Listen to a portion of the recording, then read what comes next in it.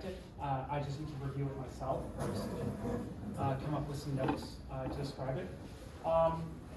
So for today's class, my intention is to cover some miscellaneous about table calculations, and specifically to illustrate the lookup table calculation. So we're going to look at, and I don't think today will be a particularly long class. It's going to be the lookup table calculation. And the context of this is we're going to use the lookup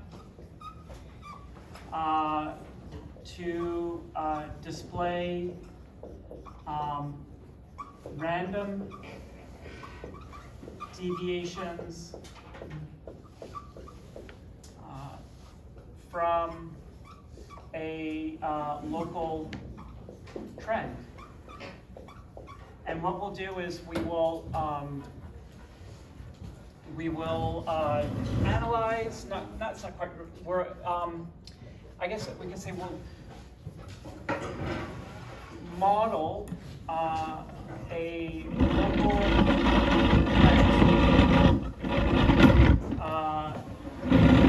using a small number of points.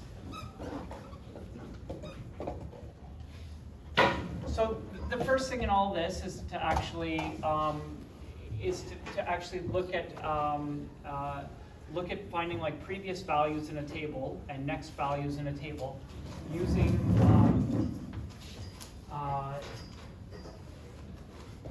using the lookup function. Right? So lookup allows you to take a current aggregate and ask what it was relative to the current place. The general form of the lookup is it's lookup and then an aggregate. So that's sum, count, average, the special attribute, aggregate, and then an offset. And the way the offset works is we have current position. This is -1, -2, ... all the way to the special first function, negative first function, and this is +1, we have +2, and ... all the way up into the last. The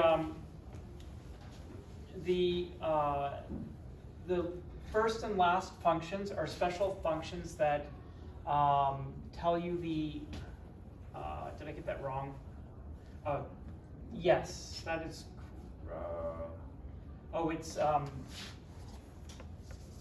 it's your current index minus, this is negative index, right? Negative your current index. And this is simply the last, it's not first. So the index is another special function. It tells you the, so if this is 0, 1, 2, actually it goes 1. So if the index is 1, it's, let me just remember this. Is it negative, I can't remember, so this should be 1, so if you're at 1, it's going to be -1, which is L sub n. So you have 2, 3, all the way up to your current index n, and then all the way up to your max index. This is way easier to illustrate with an actual table calculation than it is to than it is to describe. So we're going to set up our conditions to display this information really quickly. And what I'm going to start by doing is filtering the measure values. So I've got none of them right now, so that I can work with this quickly. To illustrate this, sorry, I'm using I'm going to use the ice extent data set simply because it's got a nice time axis in it, and so offsetting we can use time we can use time as a sorting order so that we can understand offsets in terms of moving forward a day and moving back a day. So the first thing that we need is I want to do this. I'm going to differentiate these by pole. So just make two columns, one for the Arctic and one for the Antarctic. And then I'm going to put in all my observation dates as exact discrete dates. And I'm going to make this a text. My text for text. And I'm just going to drop my measure values in here.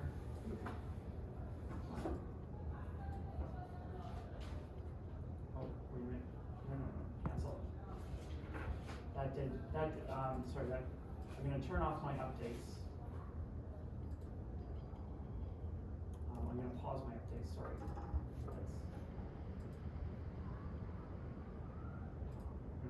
Pause all my updates. And I'm just going to work on editing some of this out. So I've got my measure names, my measure values, and I also want to break this out by measure names as well. So I'm going to put this here, and now I'm going to work on what I want to show. One of the things I want to put in here is I'm going to edit this filter, and we'll just take out almost everything. None. And I'm just gonna, this is just I'm just doing this to, as a placeholder. Hi, okay, and now we can run this. All right, so one of the first things we're gonna put in here is I'm gonna just put in the index function. So we know what it does. And you can see it's just saying one. Oh, oops. Let's put this back here. Excuse me. Yes. Do we have this file? Yep, did I not? Let me just make sure I just posted this. Yep, I did. The file in the thing doesn't have the website. Yeah, I just uploaded it. It should have it. This one. It is like literally what I just saved off.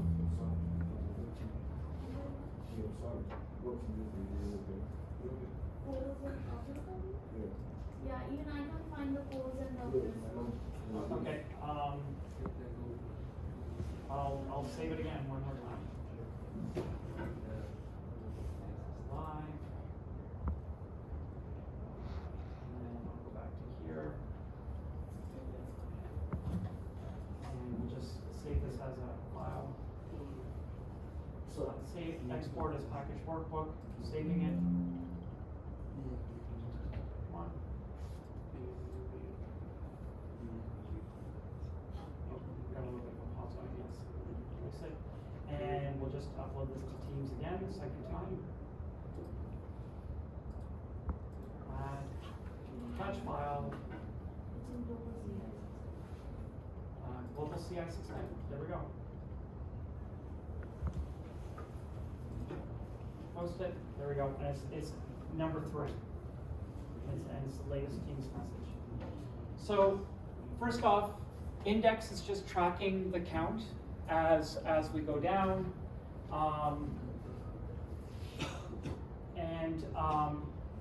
You can see that it's following the date nicely.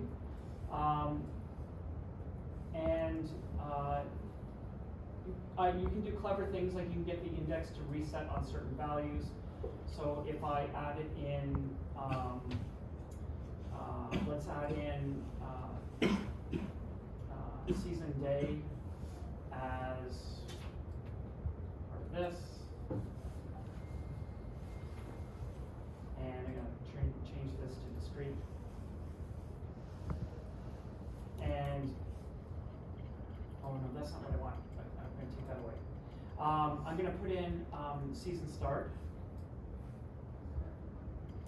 Make it discrete. Discrete. And make it exact.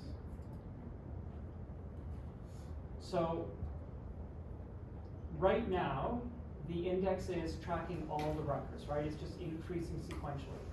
I can edit table calculations, right? We can go in and I can edit the table calculation.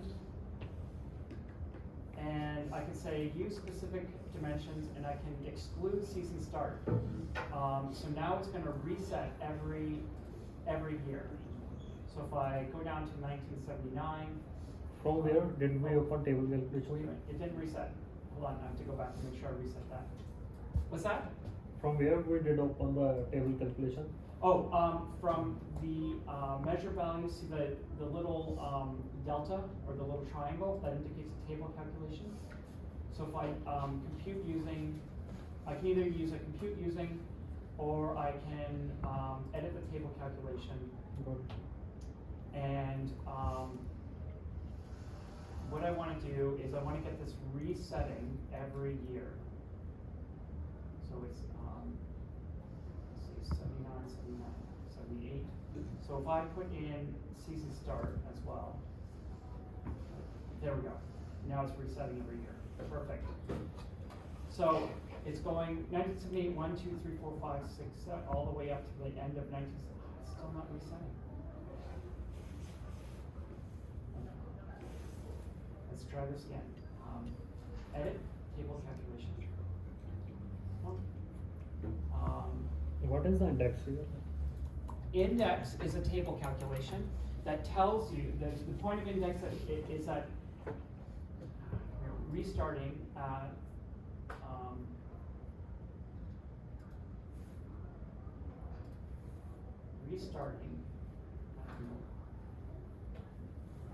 level observed. And no.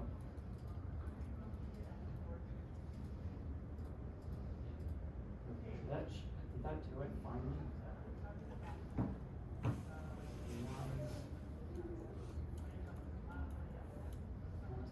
Still not resetting.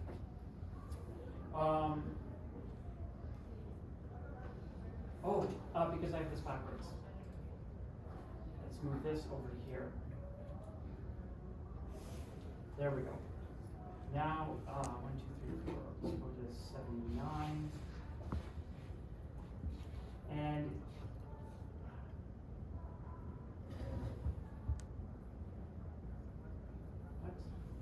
that is, oh, I see.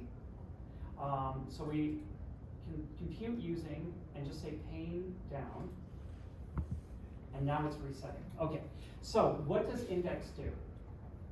Index is a table calculation that tells you how far down, how many rows down you are in your table.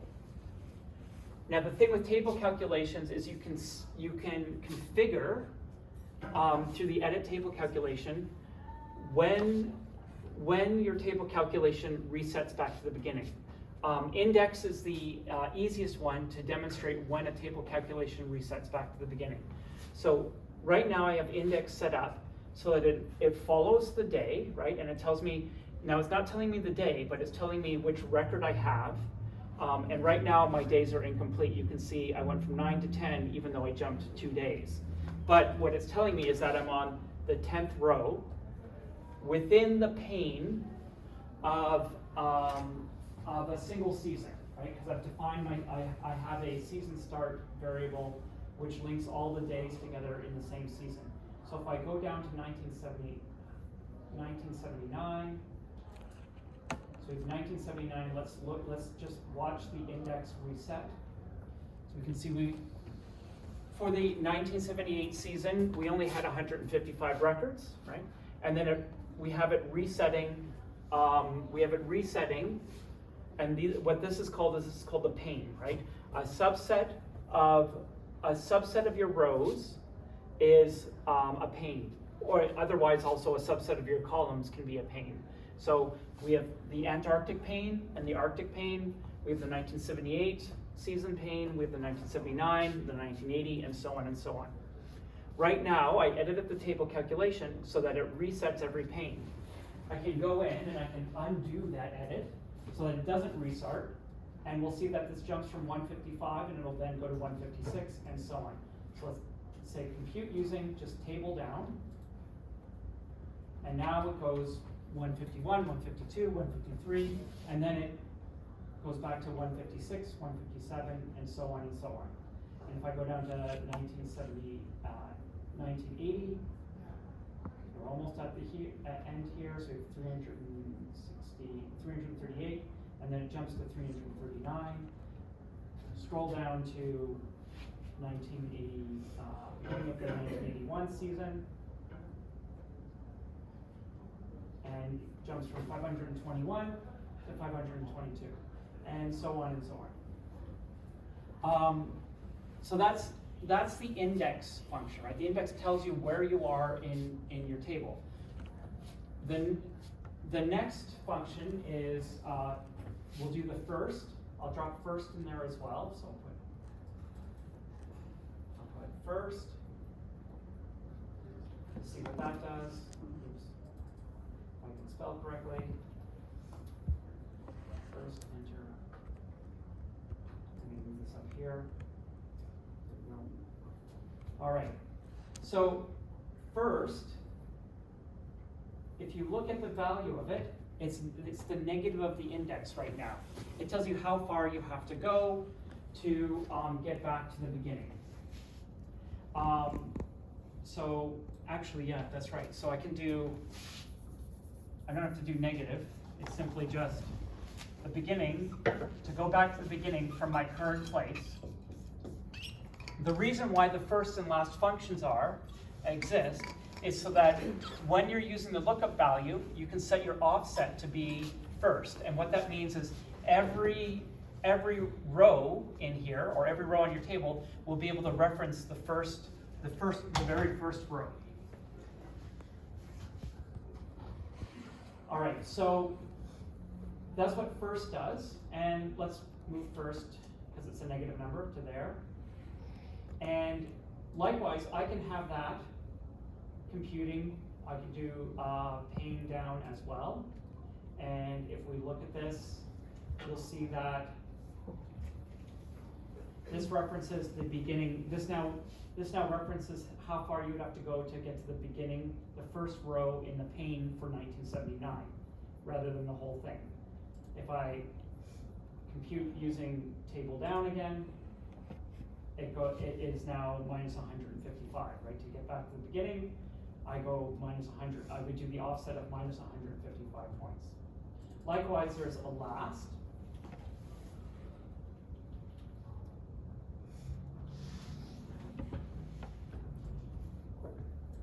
Just going to quickly save this before the whole thing dies. And last tells me how far I have to go to get to the end. So I'd have to take my current spot and go 14,991 to the end. So let's look at what the index is and make sure that makes sense. Oh, the index is 15,000. So yeah, that is approximately correct. Or it is correct.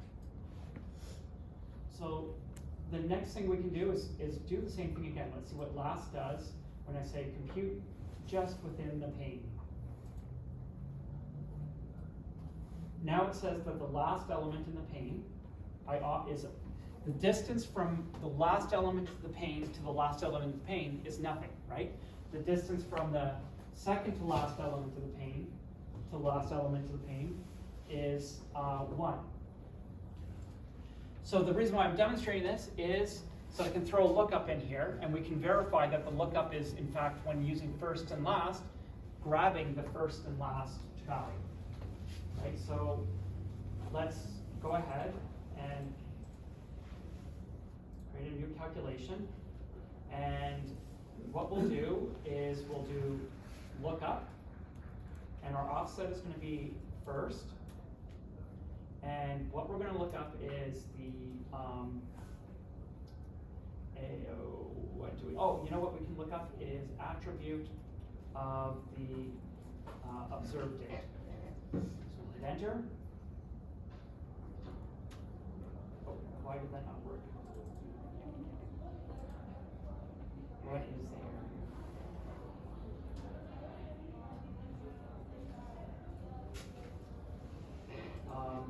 I know what I'll do.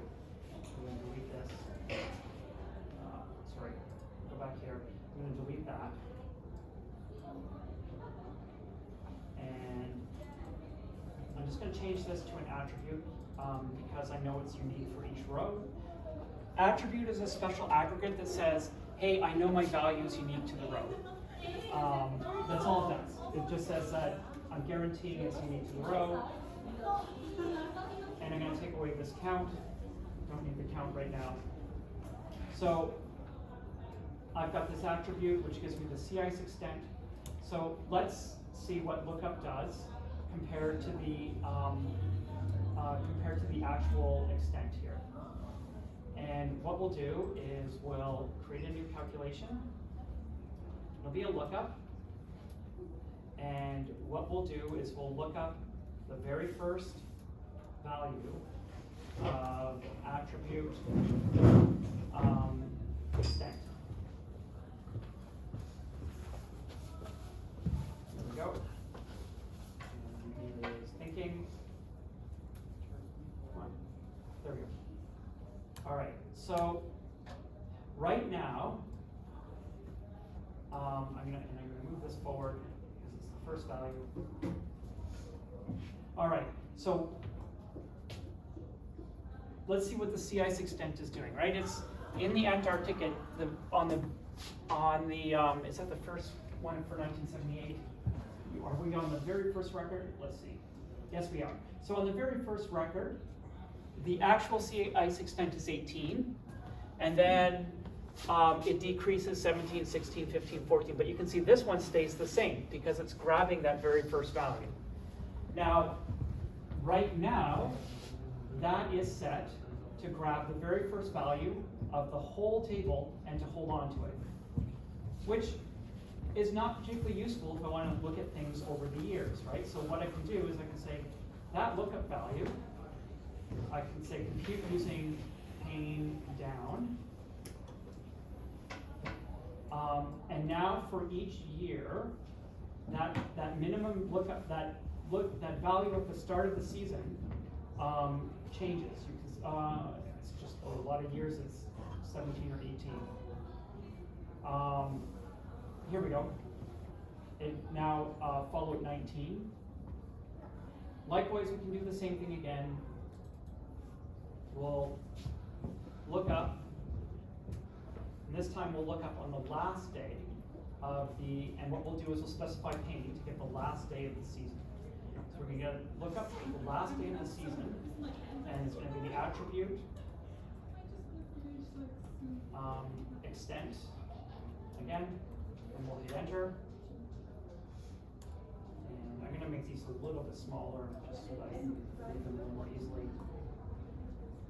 So let's compare it again. So we've got, now what's going on here is, again, I did configure the table calculation to use the pane, so it's holding on to the same thing again. The extent is 19, so this should be 19 all the way upwards. So let's change the pane, and it'll become 19 all the way upwards. We're going to compute using pane down, and there. If you looked at it, it's now 19 all the way upwards. So if we were to rename these fields, we could create a calculated field so that we could have a name around it. We would call this extent at the beginning of season, extent at the end of season, and this is the current extent, right? And so this would allow us to do something like compare the current ice extent to the start and the end of the season. And this should start giving a clue as to how we could use lookup to do some modeling. and to come up with like a really simple model. So like here we can see the sea ice extent decreasing to the point, oh, I think it hit a minimum right out there. And again, if we look at the Arctic and Antarctic, so at the beginning and the end of the season, the sea ice extent is at its minimum, and then we're at the peak in the Arctic. Conversely, at the same time of year, you can see the minimum and maximum sea ice extent, or the beginning and end have the maximum sea ice extent, and then in the middle of the Arctic season, it's at a minimum. So that's using the first with the lookup. But we can actually, put in any value for the offset. So what we can do is we could try to look at year over year. Year over year change. The only thing you're going to do is I'm just going to check to see. I'm going to format this. Let's format this as a custom number and just see if there's, yeah, there are more decimal places there. Okay, so I'm going to escape out of this, go back to automatic. And I'm just going to format these all together at the same time. Just so I can see there we go. So we can actually see the changes a little more transparently. All right, so we've got a lot of numbers here. I'm going to take away the index lookups because I think, did everyone get a sense of like how first and last and index behave? So if I take these away, we can take a look at them. We can take a look at other data. Right.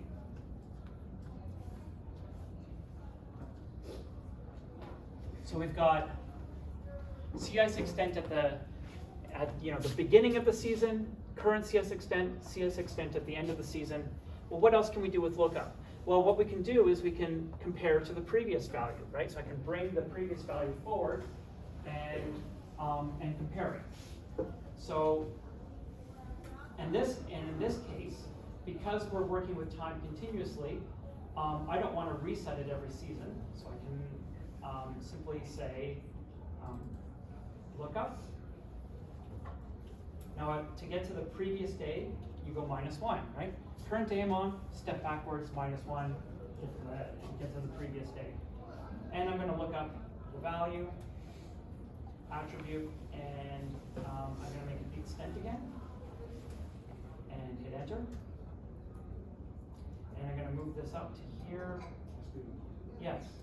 So, for the attributes, the exact attribute function in the measure value, Yeah. are we using that as a placeholder for the lookup and Oh, no, so the attribute is not a table calculation, it's a special aggregate function, just like sum, count. It's on the same level as sum, count, average, variance, covariance. And the way the attribute function works is it asserts that for the combination of dimensions on your display, the number is unique. If I took away the pole, this would turn to stars because I can no longer assert that number is unique, right? Because there's now a number for each pole. So let's actually break this. We'll take pole away, and you can see stars show up. The stars are there because I've got attribute in there, and the attribute, when the attribute cannot be resolved to a unique value, it displays a star. so basically the lookup is acting as the function. The lookup is a table on top of the aggregate. The lookup is a table calculation on top of an aggregate calculation. The attribute, you could replace it with AVG, average, SUM for sum, count, and like any other table calculation you can put in there. And in fact, it applies on a column also? what's that? It applies on a column, single column. Yeah, it applies kind on of a field, on a single field, yes, yeah, that's right. So I'm going to undo taking away the pole. There we go. And we're back to asserting unique values. Now let's take a look at what we've done. So this is the current value, and this is the previous value. You can see the previous value doesn't exist for the very, very first record, right? Because there's nothing there. So this is equal to that, 17.8, 17.8, 17.67, and so on, right? And right now, the values nicely cross the year boundaries. So if I go down to the start of the 1979 season, just about here, you can see 18.8 got pulled from the previous value, 18.6. If I go and change this to say compute using pane down, that one blanks out. And the reason why it's blanking out is because the table calculation hits this point. It says, "Oh, I'm in a new pane. Reset everything, including my beginning point." And so it's not picking up this point because it's starting all over again. But our time dimension is continuous, so it's actually fair to compute using the table down. Put that in there. Come on. Oops. Compute using pane down. It's this guy up here. Compute using table filter. There we go. So, all right. So we've got we can look back. We can look forward. Right. So I can look one step forward as well. So I can go like this. Look up. Move one step forward on the attribute and extend, enter, and move this up here.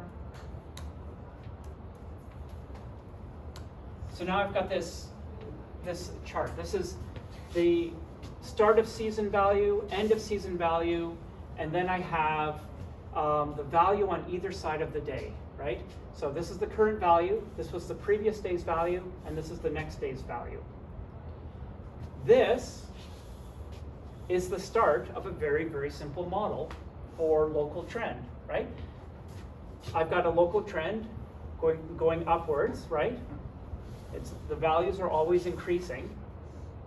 So I can use that to determine kind of to do a simple model for But at one place it is not increasing. yeah, see 0.3, 0.28. The bottom one. Oh, down here. No, the below that line. Oh, the- this one here. But the below one, yes. Okay, yeah, it dropped down. That's right. 1.28, 0.22, 0.26. So there's clearly noise in here, right? The idea, the thing that I'm going to demonstrate using these values is we're going to use the values on either side, the brackets, the previous day and the next day's value, to do a very simple regression, and then look at how much this deviates. How does this deviate from the regression? So what we're gonna do, and the reason why we're gonna do that is because it's a very simple calculation. We're gonna say our noise estimate is equal to the current value, and we're going to subtract something, all divided by 2. And we're just going to subtract a very simple average. The previous value the previous value plus the next value. So if we're looking at, remember 2 points define a line, right? So if our previous value is smaller than our next value, right? And here's our current value. So this establishes a trend line. All we've done here is establish a trend line. Our current value may be higher, in which case we'd get a positive amount, or our current value may be lower, in which case we're going to get a negative amount. So this is a positive or a negative amount. Likewise, our local trend line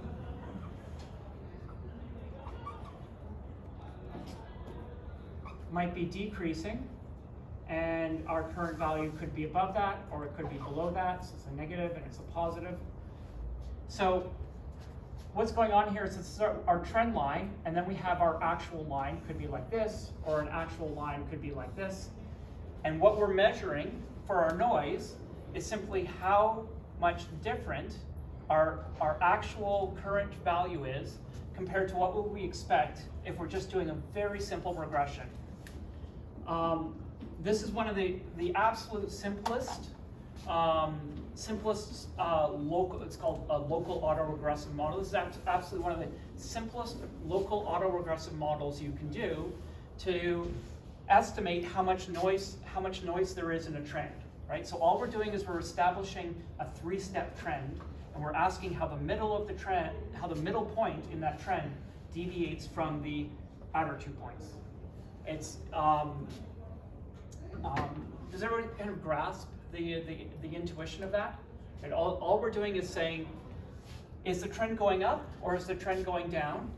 And is the midpoint higher or lower than the average trend, right? So all we're saying is, how does our midpoint compare to what we expect from our average trend? This is an expectation, this is an actual, and from it we get a noise estimate. And so we've got the start here, right? We've got our before, our after, and our midpoint. And so all we want to know is this midpoint bigger or less than what we would expect from taking the average? And if we look at this is just an average of the 2 points. There are many ways you can do this. You can do this with window sums and window average, which would be a very similar thing to this, except you would be subtracting the current value minus about a third of its current value, because you would be taking the average of 3 points. But this way of formulating it is pretty clean, because you separate out your midpoint from your start and end. You don't end up double using information. So let's actually, I keep saying that. Let's just put in that calculation. So what do we have? We have our current point. So that's our attribute, bare attribute of the extent. And we're going to subtract off a midpoint, 2, and we need to do a lookup, and it's going to be the previous point, attribute, extent,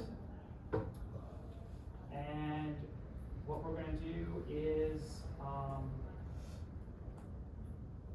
plus a lookup of 1 into the future, attribute, extent, and hit enter, and it calculated it, and let's just move this up to inside of here, and let's just make sure it's computing using table down. It is, perfect. Oops. So let's take a look at what some of this is doing. So what we can see is that there is some, it does actually look somewhat noisy, right? That's not too bad, right? So sometimes it's right on the money. Sometimes the midpoint is lower than what we would expect. The next day it can be higher, lower than we would expect, lower, higher, lower, higher, lower, right? So it looks like we actually do have some reasonable noise, right? So it looks like we've actually, even with a simple model, we've managed to pull out. We've actually managed to pull out the noise part of it. And I know this kind of seems backwards to how one would think of data modeling, right? You think of data modeling as coming up with a nice, complicated equation that represents everything. But usually, after a few years of working in this, you realize that the equation that describes the system really doesn't matter. What you really want to get at is your source of noise. What really describes the dynamics of a system is where the noise is coming from. And once you can refine out where that noise is coming from, and then you have a sense of the underlying sampling process behind that. So right now, these are just a bunch of numbers going up and down. Right? And what can we do with those numbers, right? Well, we could do a histogram of them. It's going to be a little awkward to do a histogram having to retype the equation in. So what we can do is we can just create a calculated field, and let's see. Oh, I already called it noise estimate. Okay, so we've got it here. I'll edit it. So this is exactly what we did before. This is the exact same equation as we have right here. Yes. Yes, right here, right? So we've got the extent, and then we've got the extent, and then we've got our model, which is simply the average of the first and last point, and that's it, right? So that's nicely encapsulated what we want to do. So the next thing we can do with that is, let's just see if we can maybe make a histogram. And, oh, why can't we make a histogram? Well, because we don't have enough detail to make if we look at here, we don't have any sort of detail to make the table calculation work. Well, so the first thing is, let's split this out by poles. Okay, so that's getting a little better. But what we really need is detail. And the detail we need is the exact observation date. And now we can say compute using the observed. Look at that. All right, so let's see if I can actually get some counts on here. Where did you go? There we go, count. And, oh, we've always got one record. Oh, that doesn't help. Just great.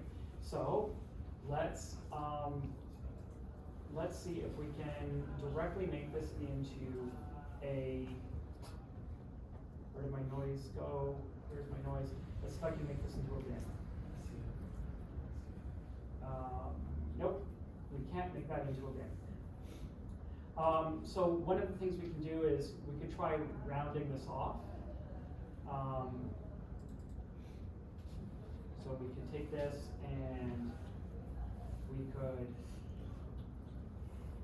what are these decimal places? That's not bad. So we could round it off to, so how would I do this?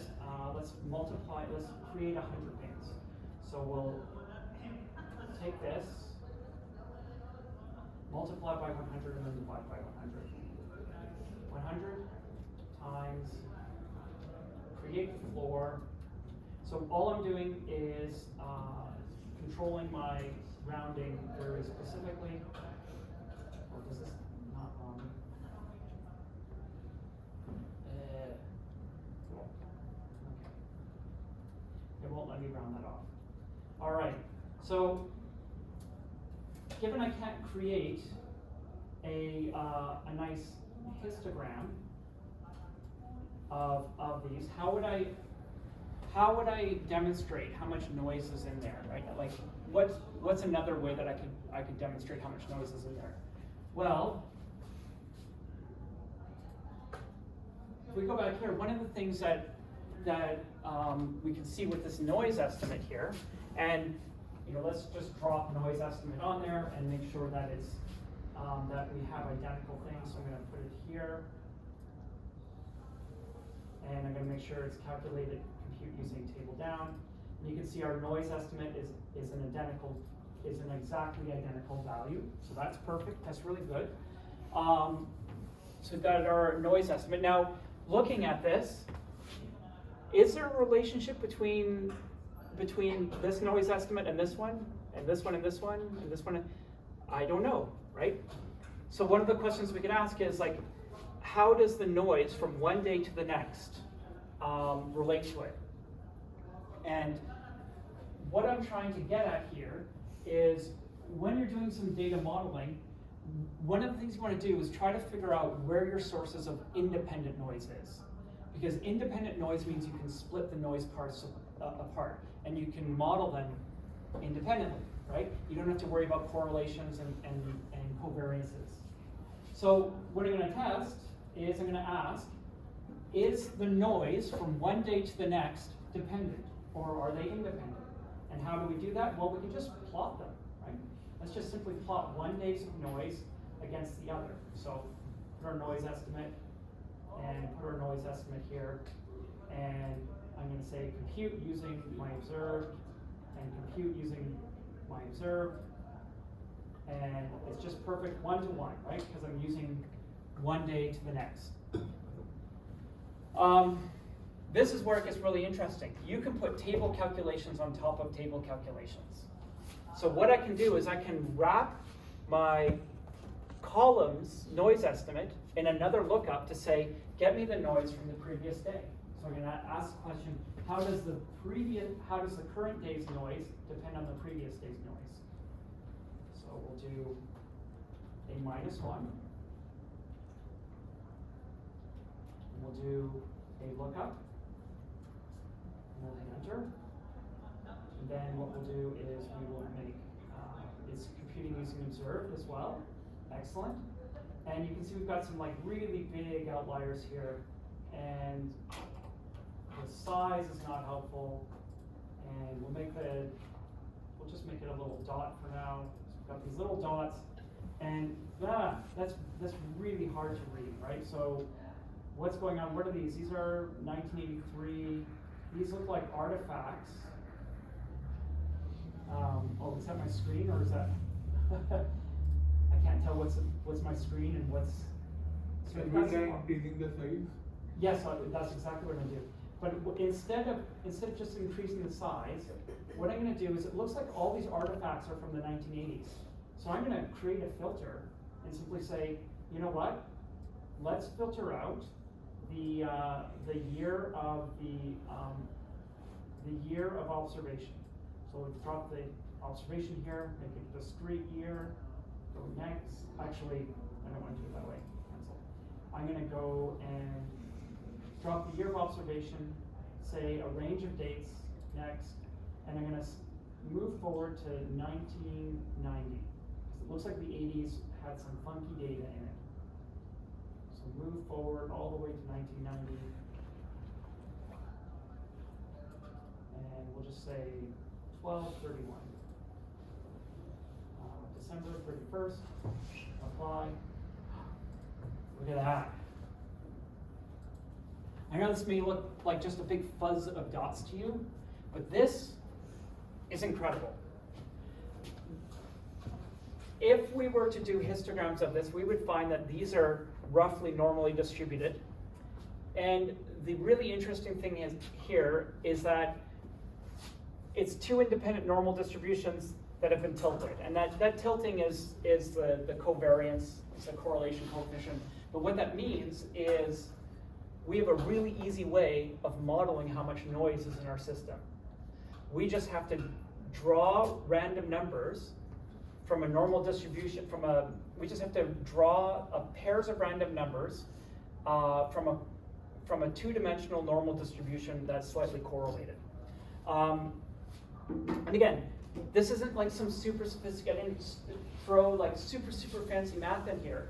All I did was take an average of 2 points and then look forward and backwards from that average, right? So all I did is I took the current sea ice extent, said how much does that current sea ice extent deviate from a simple estimate, a super simple local estimate. And in doing that, what we found is that there is a process of what's called white noise, is that we have like basically a slightly correlated white noise process behind the scenes for how much the sea ice is varying day to day.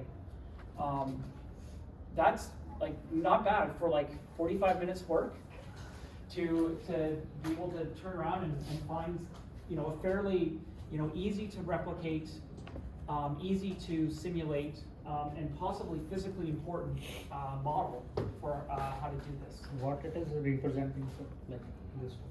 So what this is representing is we have some kind of process of sea ice change that looks like this, right? And there's like a baseline that this is happening across.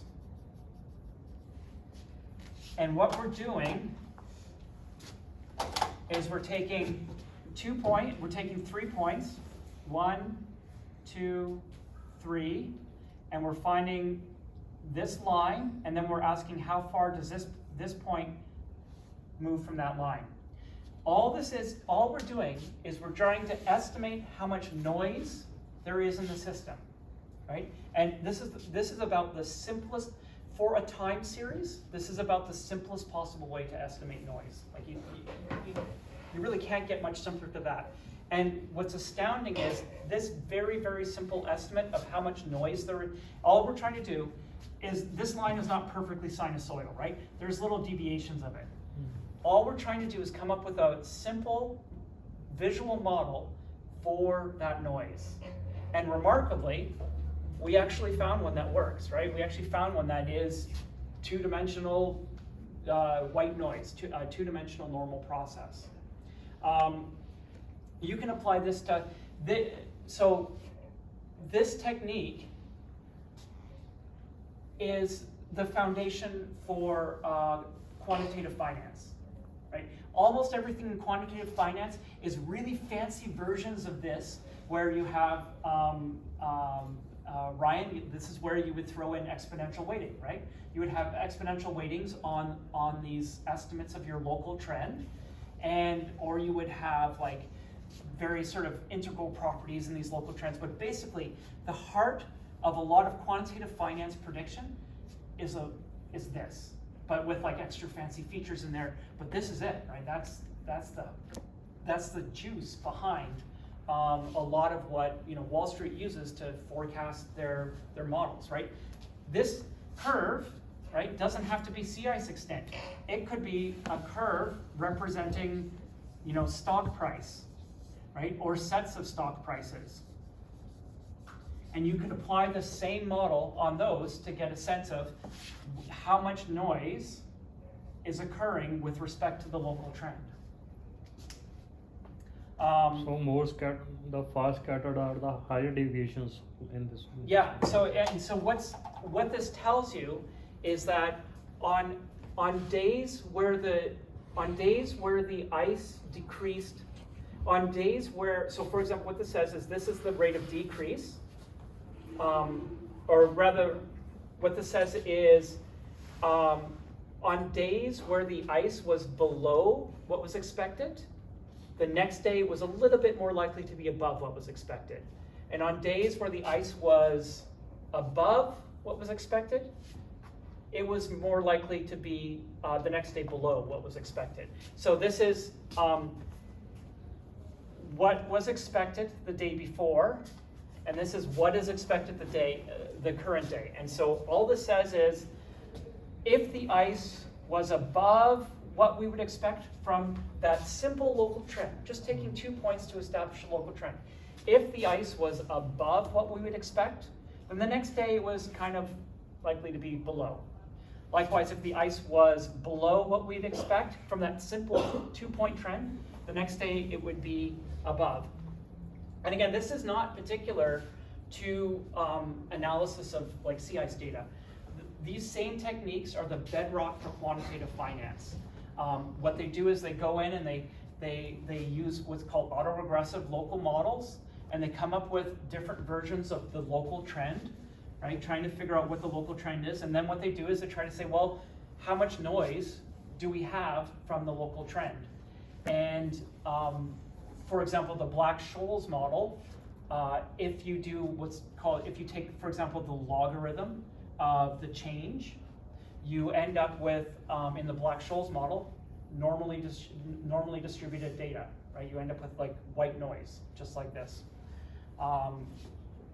It's just, you know, I worked on this this afternoon to present it in class, and I was really surprised that we actually got such a clean source of white noise. Like that's, to see like a nice blob like that is usually when you do analyses like these, and like I've played around with some finance data, it's never a nice blob like this. Sometimes you get like weird frickin' outliers, and you're like, oh, why doesn't that work so well? But to get a really nice, like clean, clean normal distribution like that is really good. The other place I did this last year for this class is I looked at what did I do? I looked at change in GDP over time, and I applied the logarithmic technique. I took the logarithm of the change of the ratio of, instead of like pure change in GDP, I took the ratio of the current day's GDP over the previous day's GDP, or previous year, it was year's GDP, and took the logarithm of that, and then did the same technique of like looking up one into the past, and ended up with the same thing. It's that there's kind of this blobby sort of normal process, and what it means is that like a lot of the theory around autoregression is actually applicable to things like GDP as well, right?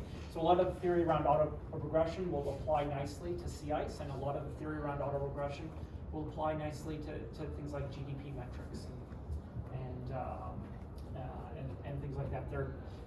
What it means is that they actually do have relatively respectable sources of normal noise. Like they're sampling from a normal underneath it all is some form of sampling from a normal distribution. So that's what it means. But the main takeaway I want you guys to, and I'll post up the book, the main takeaway that I want you guys to have in this was to get comfortable using Tableau's lookup feature to move up and down in relative amounts within a table. And one of the big reasons for that is because it's a great way to kind of do trend analysis and forecast analysis, is using these lookup functions. All right, and with that, I'll let you go. I guess a half an hour early. Unless you have questions, I'll happy to take any questions about the lookup calculation, the first, last index. No, it's good. So, Yeah. I think if we did measurements for the values, we did some filtering when we started. I'll go back to that. Oh, the measure values? Yeah, so the aggravating thing about measure values is if you drag measure values on, it automatically tries to display everything, right? So what I did is I paused my updates so they don't run, and then I went and grabbed my measure values, and let's say I wanted to make it a text. And you can see it put everything in. The next thing that I did before running this, I went and I said, I don't like having all those measure values. So I said none, and then maybe I just wanted a few of these things like this. And I said apply, and now it's filtered down. And the reason why I did this is because if I left all those measure values in there, they would get really slow and clunky. But now when I do this, it's pretty fast. Oh, and I have to put in the measure names as well. So we'll just go like this. And there's our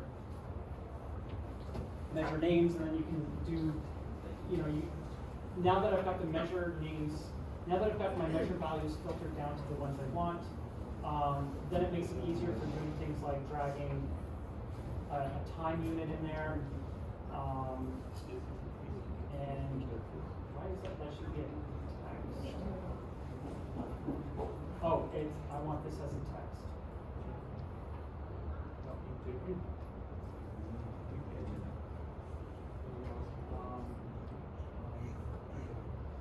Oh, and that's why that's doing that. I want to, there we go, kind of a table. Oh, and I need to make this discrete. That's why that wasn't discrete. There we go. So now I've made so this is just a cross tabulation, right? So it's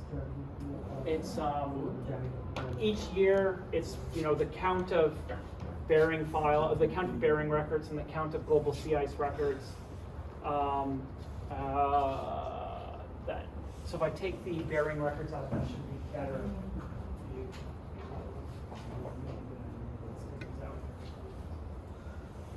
And we can change this to average. All right. So that looks a little better, right? So all this does here is it just simply counts how many records I have in each year, and then gives the average CIS extent of that year, and that's it.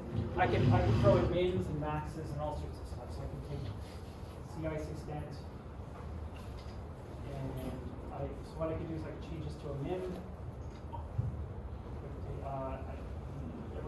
Minimum, and let's just drop the extent as a maximum. There. So now I've got I mean, this is a very straightforward tabulation. For each year, why is it going back to, it's double counting stuff again. I have to force this to ignore the bearing file. But for each year, I'm getting the minimum and the maximum CIS extent. And the number of records should be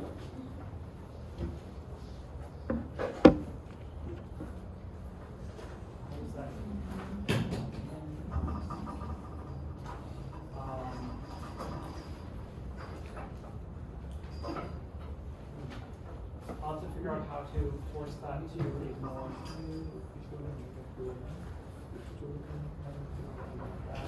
Okay. All right.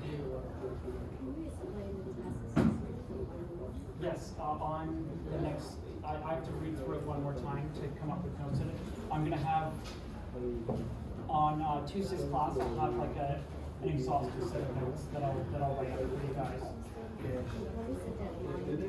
15th, was it? 15th, yeah. Yeah, the 15th of December.